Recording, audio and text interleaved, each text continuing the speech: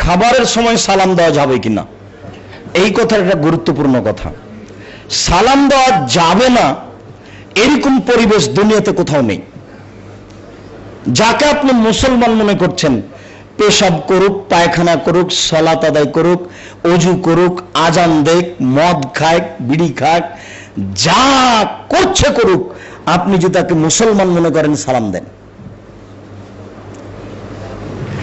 আল্লাহ রাসূলকে জিজ্ঞাসা করা হলো, মানুষের জীবনে সবচেয়ে ভালো কাজ কি? আল্লাহ রাসূল উত্তরে বললেন, মানুষের জীবনে সবচেয়ে ভালো কাজ হচ্ছে দুস্থ গরিব ফকির মিসকিনকে খেতে দেওয়া।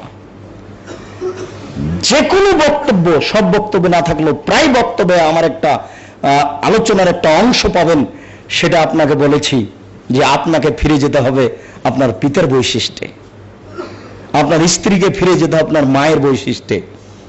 আপনার পিতার একটা নীতি ছিল মসজিদ থেকে ফকির ধরে আনা। বাড়িতে ছিল 2-3 জন কিষান কামলা, 2 জন ফকির, 3 জন কিষান কামলা, 5 জন। আপনারা 10 ভাই বোন, 15 জন, আপনার বাপ মা 17 জন। 17 জন মানুষের খাওয়া রেডি করতে আপনার মা ঢেকিতে ধান ভেঙে, কোনো দিন ভারী মনে করেনি। আজও যদি আপনার মা 80 বছর বয়স বারান্দায় শুয়ে আছেন আর একটা ফকির ভিক্ষিকা দরজায় খেতে চেয়ে বসে আছে, আপনি ওই সময়তে ঢুকছেন, ঢুকে বলছেন এই শত শত, এখন দরজায় বসে তাড়াহুড়ার সময়তে বিরক্ত করছে, এই কথাটা যদি আপনার মা শুনে নেন তাহলে এটা খারাপ মনে করবে। আপনার মা বলবেন না, ছি ছি ছি, ওভাবে ফকিরকে বলতে হয় না, একটু কিছু খাবার দিলে চলে যাবে। এটা হচ্ছে আপনার মায়ের নীতি, আর এটা হচ্ছে আপনার নীতি। এখন যদি আপনি রাত 10টায় একজন মেহমানকে বাড়ি নিয়ে যান, তা আপনার স্ত্রী বলবে, হ্যাঁ এত রাতে মেহমান নিয়ে এসেছো, কে রান্না করে খাওয়াবে? নাক সিটকানি দিবে আপনার স্ত্রী, অথচ গ্যাসের চুলায় রান্না করে, অথচ ওখানেই ফ্রিজ আছে, সবকিছু রেডি। এরপর আপনার স্ত্রী পারে না, আর আপনার মা ঢেকিতে ধান ভেঙে পারত 17 জন মানুষের খাওয়া রেডি করতে। মায়ের স্বভাবে ফিরে যেতে হবে স্ত্রীকে। বুঝান, যদি স্ত্রী না বুঝতে চায় তাহলে তালাক দিতে হবে। এই বউ রাখা যাবে না, এ হলো হস্তিনী বউ। মায়ের স্বভাবে ফিরে যেতেই হবে আপনাকে, আপনার পিতার স্বভাবে ফিরে যেতে হবে। দুস্থ গরিব ফকির মিসকিনকে খেতে দিতে শিখতে হবে। 3 ভাই 5 ভাই, 5 ভাইয়ের 5 জন বউ ভাবছে ননদের ছেলেরা আছে, মেয়েরা আছে, এই ঝামেলা সেই ঝামেলা, জামাই আছে, এগুলো এত খাওয়ার করা যাবে না, অতএব তোমরা 5 ভাই কিছু কিছু টাকা দাও, আমার শ্বশুর শাশুড়ি পৃথক হয়ে খাক। আপনি স্ত্রীর কথা মেনে নিলেন। বৃদ্ধ মানুষ, যেহেতু নাতি নাতনি তার এসেছে, তাকে খাওয়ার দেওয়াই লাগবে, জামাই তার, তাকে খাওয়ার দেওয়াই লাগবে। আপনার স্ত্রী শুয়ে আছে আর আপনার মা এই রাতে খাওয়ার রেডি করছে, 2 জন ঘরে বসে গল্প করছেন। আশ্চর্য জগৎ।